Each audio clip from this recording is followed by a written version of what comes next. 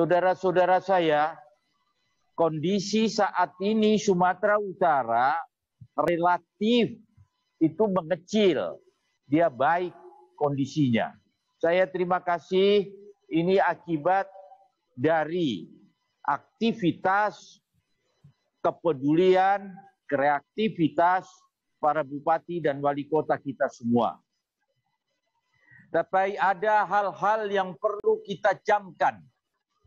Yang pertama, persoalan fisik.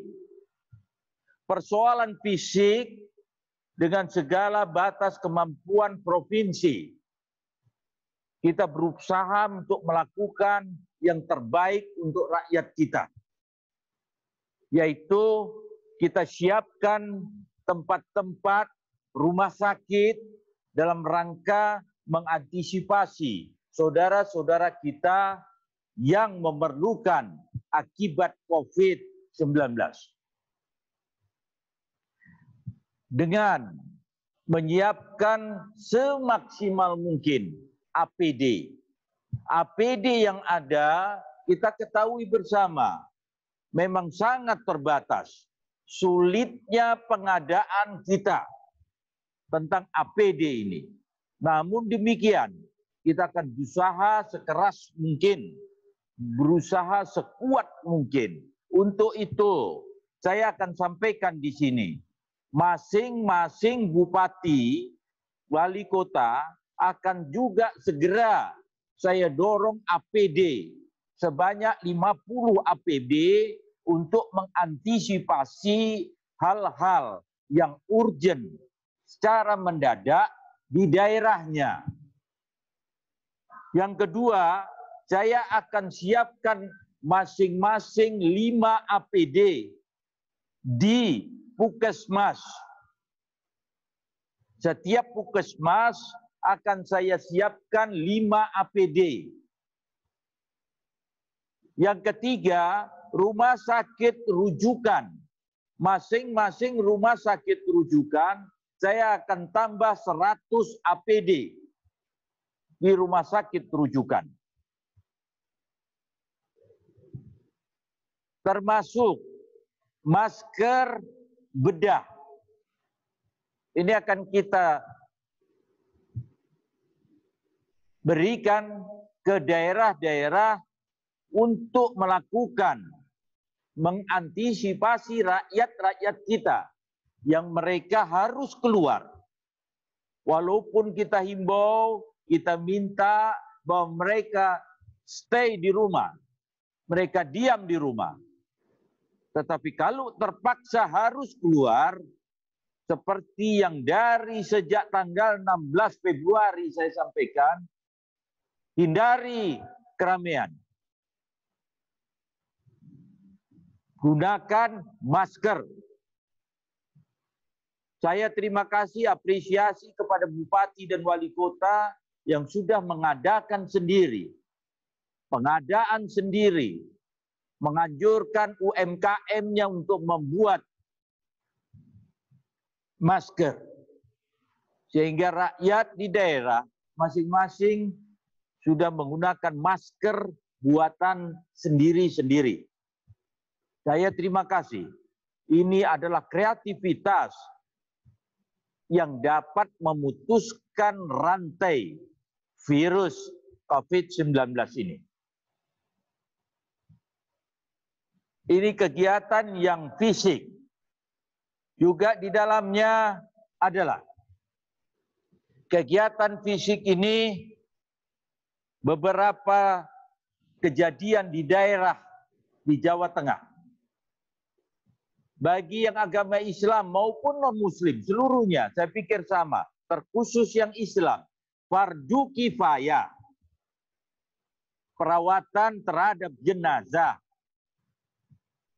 Dari awal-awal sudah saya sampaikan bahwa apabila terjadi yang tidak kita inginkan, ada meninggal, rumah sakit itulah yang bertanggung jawab melakukan SOP terhadap rakyat yang mengalami duka cita. dilak pakai plastik, dimasukkan peti. Setelah itu, di mana wilayah tersebut bertanggung jawab untuk mengkebumikan. Ini perawatan jenazah. Saudara-saudara saya, khusus untuk jenazah ini, saya harapkan tidak ada yang membuat sulit di mana daerah tersebut untuk melakukan penguburan.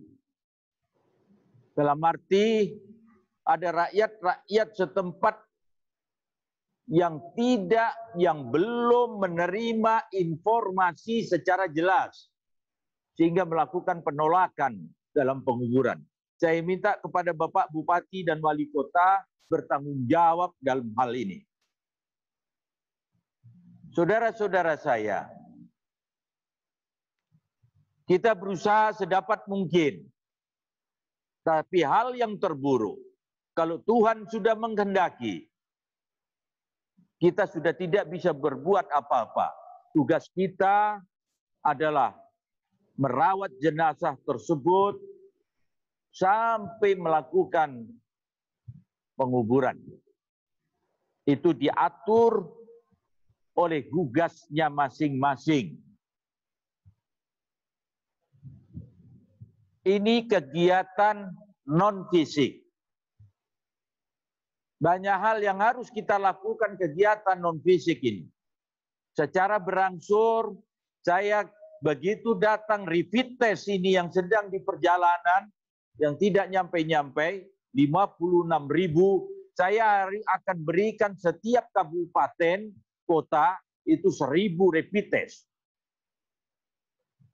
Sehingga bisa melakukan kegiatan-kegiatan rapid test dari diawali hari pertama kepada orang yang sebagai orang dalam pemantauan sampai ke 7 hari. Sehingga kita tahu persis dia orang itu terpapar atau tidak.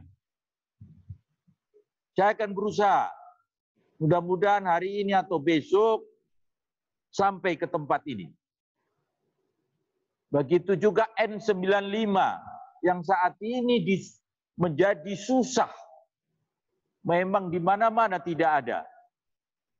Kita punya sejumlah 100.000 dalam perjalanan dari Cina.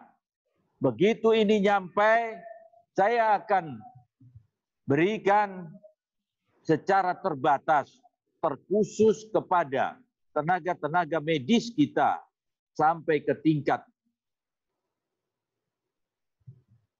kabupaten, kecamatan, maupun desa, terkhusus di puskesmas masing-masing. Sehingga puskesmas ke depan bisa menerima dan menyiapkan tempat secara terbatas. Saudara-saudara saya, ini kegiatan-kegiatan non-fisik yang perlu saya sampaikan kepada saudara-saudara. Yang kedua, kegiatan non-fisik. Kegiatan non-fisik ini sekali lagi saya ingatkan kepada Bupati dan Wali Kota yang bersangkutan dengan refocusing dan realokasi APBD-nya. Yang pertama, yang berurusan dengan PKH yang ditangani oleh APBN. Jumlahnya adalah 408.321 KK. Saya ulangi, yang ditangani oleh APBN tentang PKH adalah 408.321 KK se-Sumatera Utara.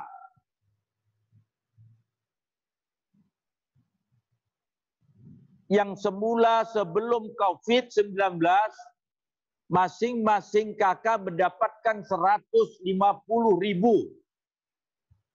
Akibat COVID-19 ditambah oleh pemerintah pusat 50.000, sehingga masing-masing kakak mendapatkan 200.000. Sebelum tanggal 15, dana tersebut sudah diterima by name dan by address. Ini PKH. Tetapi akibat COVID-19 terjadi orang-orang membutuhkan di luar PKH itu. Katakan di sini, menjadikan orang-orang miskin baru. Ini yang saya minta didata by name, by address oleh bupati dan wali kota secara real dan konkret. Melalui desa, melalui kabupaten atau wali kota.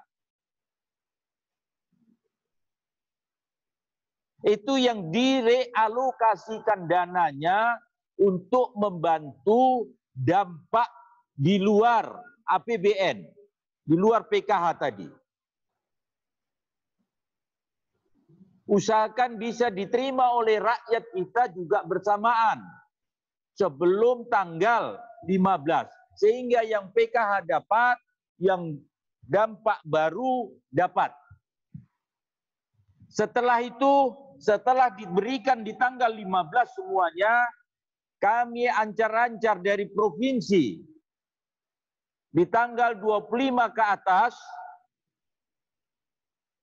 di jumlah yang bantuan PKH dan bantuan yang tadi dampak baru yang dibantu oleh kabupaten dan kota, di jumlah tersebut akan dilaksanakan bantuan dari provinsi.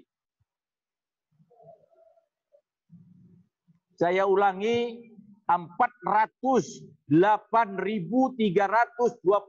PKH ditambah jumlah data baru yang dibantu oleh bupati dan wali kota, itu berikutnya, itu adalah bantuan nanti akan dilakukan dari provinsi. Saya berharap, kenapa di tanggal 25 ke atas? Karena biar ada jarak waktu. Kalau saat itu diterima sekaligus di tanggal yang sama, nanti dana itu bisa habis. Dan saya berharap di kabupaten dan kota yang dilakukan oleh APBN berupa tunai 200.000. Saya minta bupati dan wali kota tidak berupa tunai, tapi berupa beras, minyak, gula, dan sebagainya, senilai 200.000. Ini kegiatan non-fisik. Yang kedua,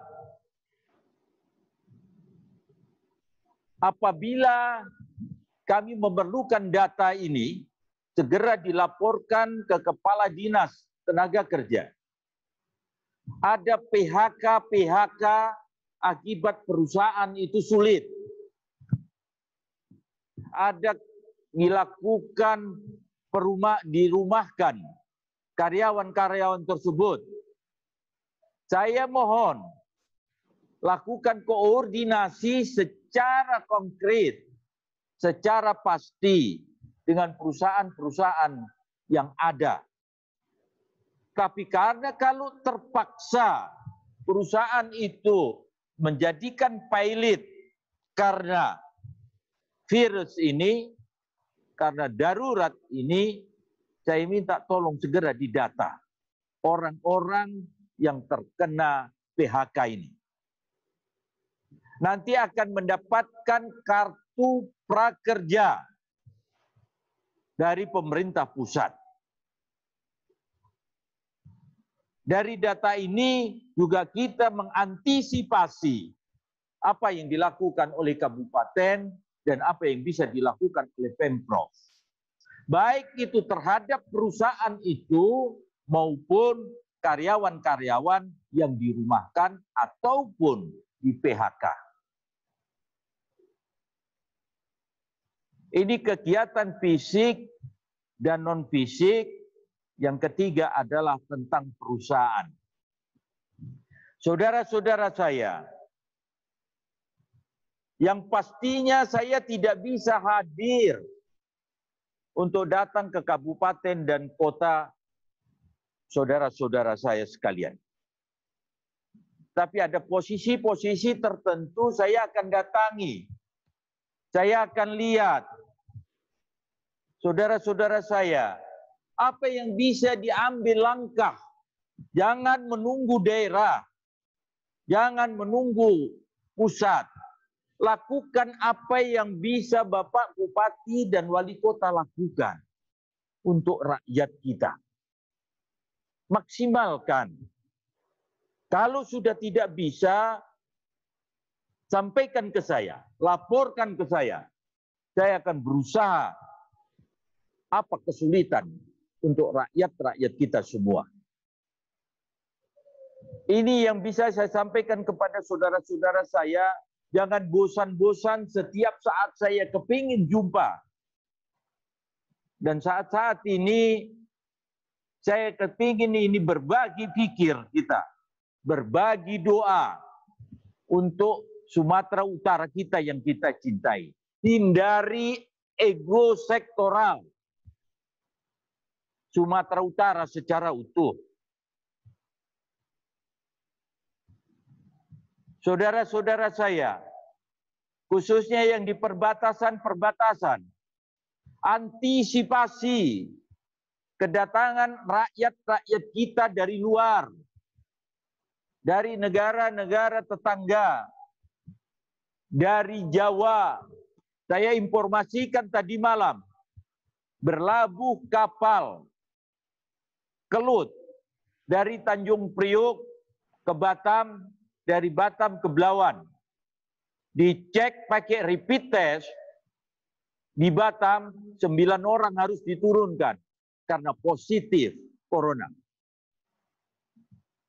Sampai ke Belawan, di rapid test, turun lagi 3, saat ini dimasukkan ke Marta Friska, Medan. 3 orang positif. 36 orang kemudian saat ini diisolasi di Deli Serdang, di perkebunan PT P3. Dia adalah orang PDP, ODP, tetapi hubungan erat. Berarti 12 orang di kapal itu terindikasi atau terpapar positif COVID-19.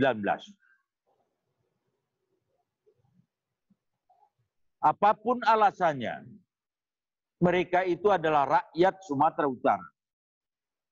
Saya belum cek di dari kabupaten mana ini. Tetapi saat ini saya sedang isolasi dulu. Saya akan cek kesehatannya.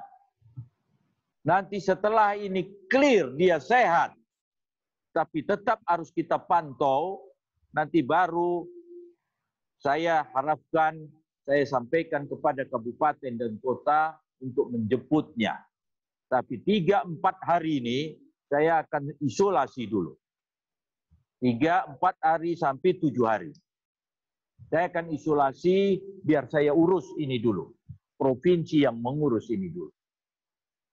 Untuk itu masing-masing kabupaten dan kota monitor ini semua, monitor semua rakyat kita seperti halnya saya kemarin naik pesawat dari Medan ke Nias.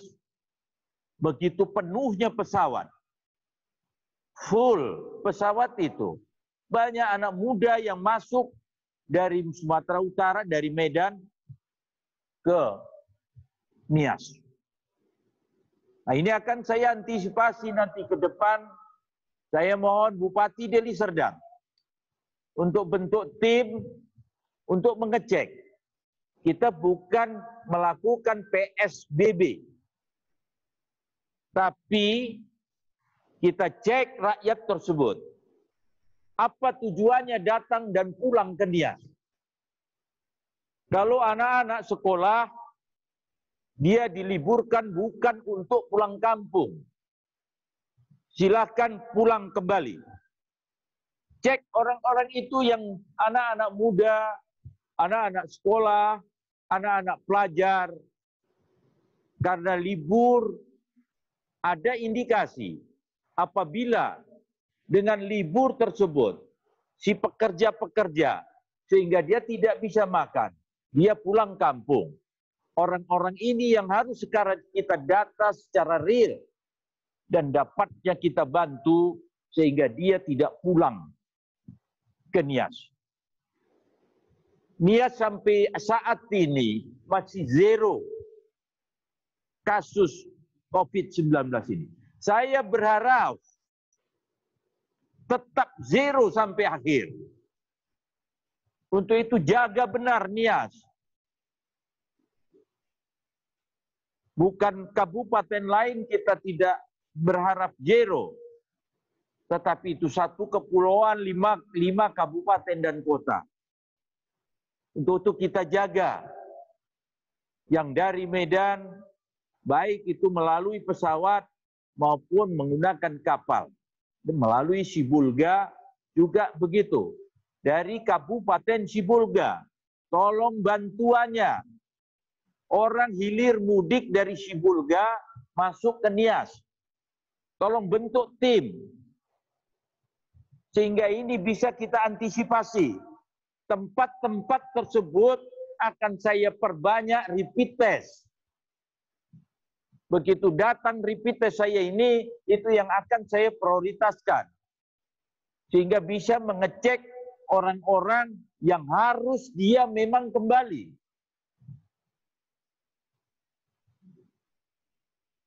Ini yang perlu saya sampaikan pada pagi ini. Saya mohon kerjasamanya. Sehingga ini bisa kita antisipasi sejauh mungkin. Sebagai tambahan, ikuti perkembangan pusat. Kita dan saya belum pernah berpikir untuk melakukan PSBB untuk Sumatera Utara. Atau saya membuatkan konsep PSBB, saya ajukan kepada Menteri Kesehatan. Itu pun tidak. Karena dampaknya sangat berpengaruh kepada ekonomi. Saat ini Sumatera Utara belum itu. Dan saya berharap tidak itu.